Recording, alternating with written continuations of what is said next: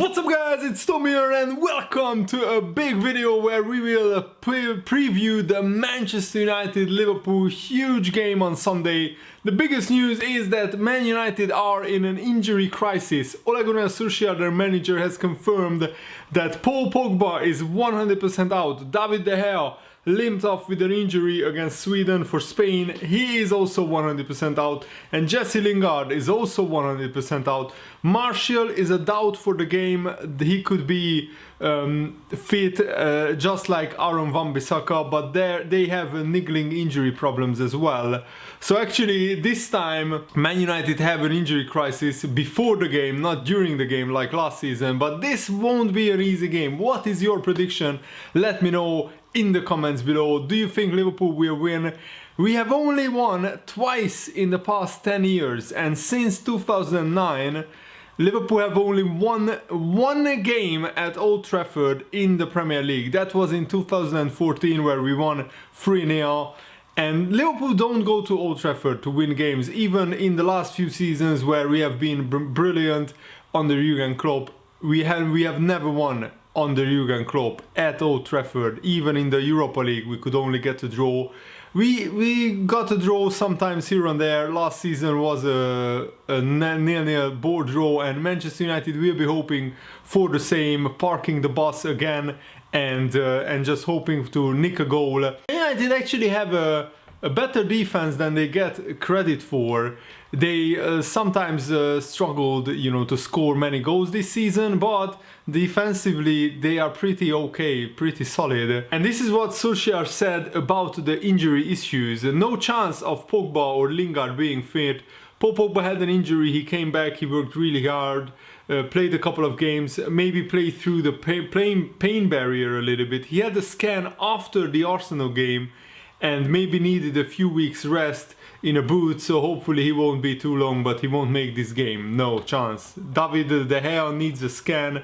I think he will be out. It certainly looked like that anyway, judging on how he limped off in the Spain game. So it's just one of those things. I can't tell you 100% who is going to be fit, as something might happen, but hopefully Wan-Bissaka and Martial will last the training regime this week and will be available for selection. It is for half a game or 30 minutes, I don't know, but let's see where they are at. And Liverpool for the first time this season might have a fully fit squad, bar Nathaniel Klein, who is a long-term injury absence, but we have Salah back from injury, we have Alisson back from injury, and Joel Matip has recovered, so he should start against Man United with Virgil van Dijk. This is a huge game, not just because it's Manchester United Liverpool, but because Liverpool very rarely win at Old Trafford in the Premier League. So I think that this is the worst United team of the past 30 years. It's certainly the worst United team since I started watching Premier League in 2000, and Liverpool need to take advantage of this. I think this game will be will tell us a lot about what Liverpool are made of, because make no mistake, if you are expecting an easy game against Manchester United at Old Trafford, you are in for a shock. Last season, when Man United had to make 3 substitutions because of injuries, and also Rashford played through injury during the game, but he had to play through the game because there were no other substitutions left, and even then Liverpool couldn't win. Maybe last season Jurgen Klopp had a different mentality. I remember the Man United game was in February last season, and Liverpool settled for a point. We didn't go for the throat. We didn't really risk putting on attacking players, and at that time I was really disappointed with that, and it was the same against Everton at Goodison Park as well. But Jurgen Klopp was convinced that we can win the rest of the games in the Premier League and that Man City will drop points. And that was a mistake, because Man City didn't drop any points for the rest of the season. They won 14 games in a row, and ultimately those 2 draws at Everton and Man United cost Liverpool the Premier League title. don't fault Jurgen Klopp for that, because what Man City have done last season is unprecedented. This season, however, Jurgen Klopp has a different mentality. Some games we played with Mane, Salah, Firmino and even Divock Origi up front. We played with 4 attacking players up front when we needed a victory.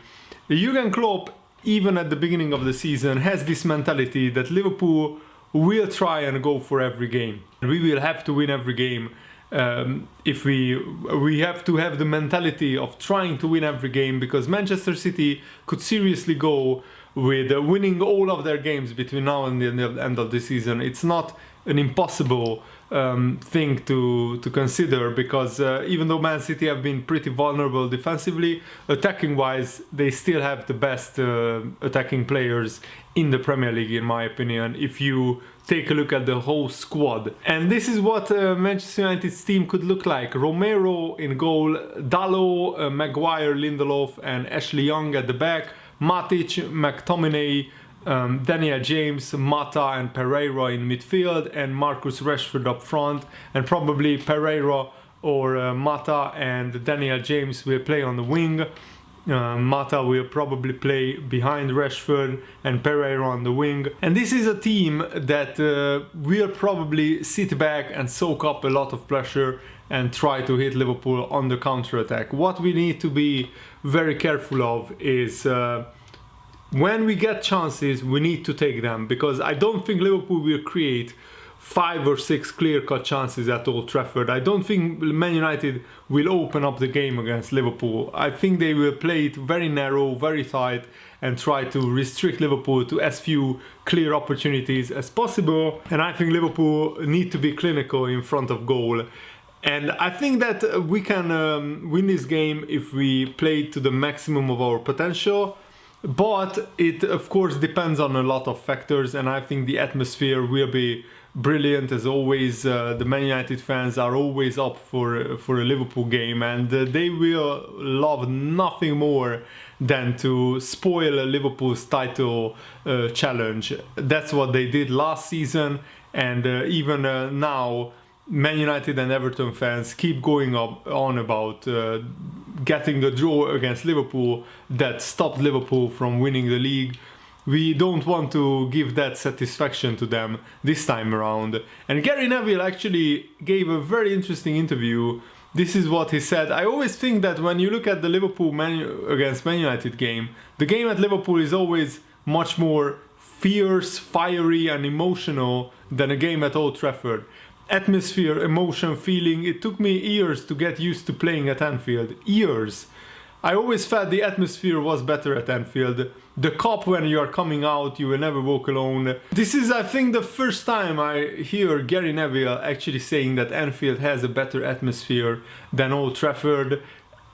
It's a big statement, but I think it's true. Man United home games don't have the same vibe as the Liverpool home games. Solskjaer actually made a weird statement. He actually made a transfer vow to Manchester United fans before the game, and I'm not sure how much it motivates or demotivates these current players, but this is what Solskjaer said in an interview. The money is there, and I've been looking at players. We were close to a couple of players in the summer, but they weren't right. The money is there to strengthen in January and next summer, and we are planning. We are looking at players, we are finding our targets. But just before the transfer window ended, no, they weren't there, the ready-made players. The resources are there if the right players are available. It's just such a nonsensical thing to say. If Man United wanted the right players, they should have just paid the money, because every player has a price, and Man United will probably pay a bigger price for not finishing in the top 4, and for actually they could be even finishing outside of the top 6 and not qualifying for the Europa League.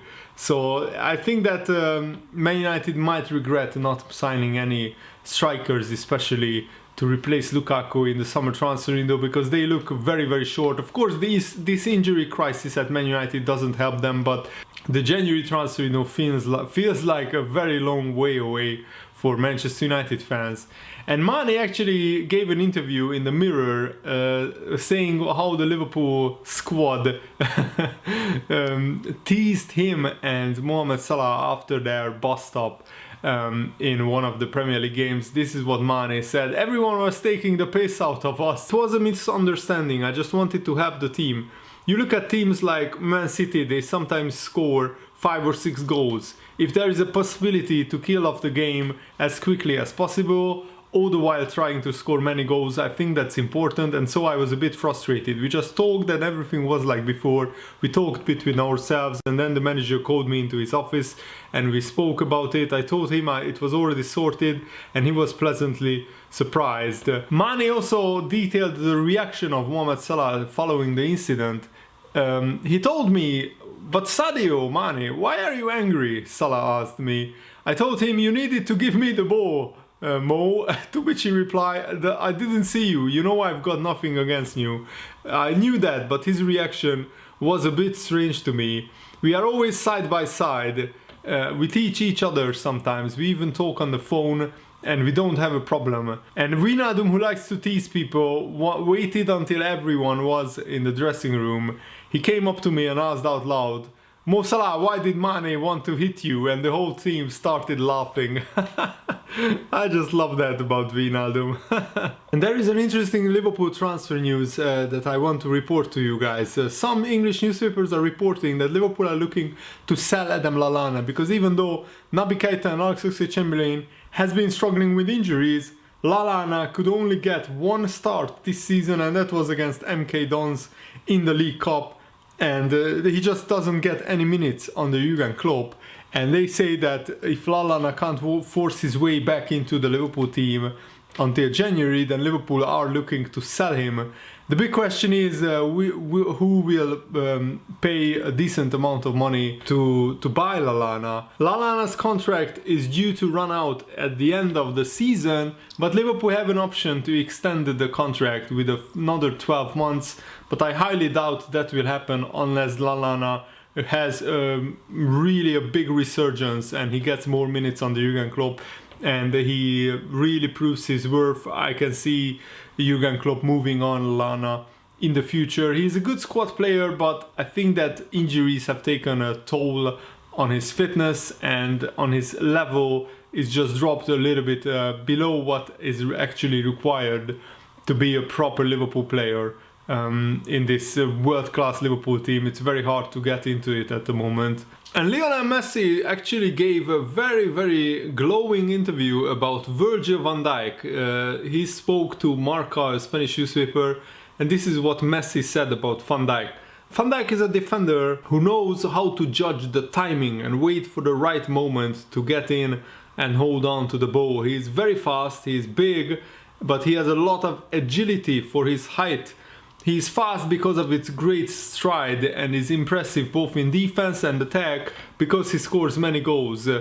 I love to see Messi talking so highly about Van Dijk. I think that is a very good compliment from the best player in the world. Former Liverpool left back Jose Enrique cannot understand how Marcelo, the Real Madrid left back, was selected in the World 11 ahead of Andy Robertson, and I think many people really was surprised about that. At this time, the World 11 was just a popularity contest because there is no way Marcelo had a better season than Andy Robertson. Marcelo has been so bad in 2019 that Real Madrid dropped him, and they spent huge money on Ferland Mendy, the Lyon left back, and Brazil didn't pick him, Marcelo, for the Copa America either. Yet somehow he was named as the best left back in the world, which doesn't make sense. Jose Enrique agrees. Andy Robertson is unbelievable, Enrique said. I've said it before, for me last year he was the best left back in the world. I know that was given to Marcelo, but that was not fair in my opinion. Not just because Liverpool won the Champions League, but because Robertson has been an amazing player for Liverpool. He gives so much to this Liverpool side, and him and Sadio Mane together on Liverpool's left, I wouldn't want to be on the right side for the other team. They work so well together. And I fully agree, Robertson should have been the left back selected for the World 11, but oh well, what can you do? It's probably a popularity contest next season. If Robertson continues this form, I'm sure that he will win. He will get into the World 11. And former Liverpool centre-back Sami Hyypiä, who I consider a Liverpool legend, has named Virgil van Dijk as the player who will be the final piece of the puzzle for Liverpool to actually finally win the Premier League title. This is what he said. He's not got the armband, Van Dijk, but he has all the attributes of a leader. You don't need the armband to be a leader or an important character on the field or in the dressing room. We needed a leader, and Virgil van Dijk arrived. He filled that void. In my opinion, Henderson and Milner are a good captain and vice-captain, but it's not enough to just have two. You need maybe 4 or 5 in one team. Virgil van Dijk was a good addition to that, and he took the weight of the other 2 captains. For me, he's the last piece of the puzzle in the search for the first Premier League title. Of course, time will tell whether Liverpool can win the title this season or not, but I think it will be, if Liverpool win the title, Van Dijk will play a massive part, a very instrumental part. And Jamie Carragher is like me. He is a big fan of Mane, and he says that Mane is his favorite Liverpool player right now. This is what Jamie Carragher said. After the first couple of games of the season, I said Mane, probably along with Raheem Sterling, was possibly the best left winger in the world. I absolutely love him. He's my favorite player at the club. He's brilliant. He's always got a smile on his face, always there, always gets knocked about, goals and getting assists. He's the one who came in at the very start under Jurgen Klopp, his first real big signing, and I think ever since then he's just been getting better and better. He's just a machine, and Mane will be crucial to Liverpool's title chances, and I really hope that he can score against Manchester United at Old Trafford. That would be a really big statement. And Robbie Fowler also gave a very interesting interview about Liverpool. The difference between the first Liverpool side under Jurgen Klopp and now is frightening. The evolution of this current Liverpool team says so much about Jurgen Klopp as a manager. To have the faith, the belief, the understanding of the club to set a 4-year plan as Jurgen Klopp did and deliver it shows his mettle and his tactical nous. I am a big fan of Brendan Rodgers, and under him I think Liverpool were potentially on the rise again. But Klopp has taken them to a totally different level. I disagree with the last point that Liverpool were on the rise under Brendan Rodgers. The way that we tried to replace Luis Suarez, signing Balotelli, Ricky Lambert, Fabio Borini, I mean players like that, it was just never going to work. We needed a similar type of player to Luis Suarez, but we completely messed that transfer window up. And the team was actually sliding down when Jurgen Klopp came in as a manager. I fully agreed with the decision to sack Brendan Rodgers, and I don't think Brendan Rodgers had the experience, and I don't think he had the know-how to actually sign the right kind of players to rebuild that Liverpool squad. Because when Liverpool lost Raheem Sterling and Luis Suarez, we needed a massive rebuild, and I don't think that Brendan Rodgers was good enough as a manager, experienced enough as a manager to do that. So I'm just glad that Jurgen Klopp came in, and the rest is history. I'm really looking forward to the rest of the season. Thanks for watching, guys. I hope you enjoyed this video. Have a nice day. See you later. Goodbye.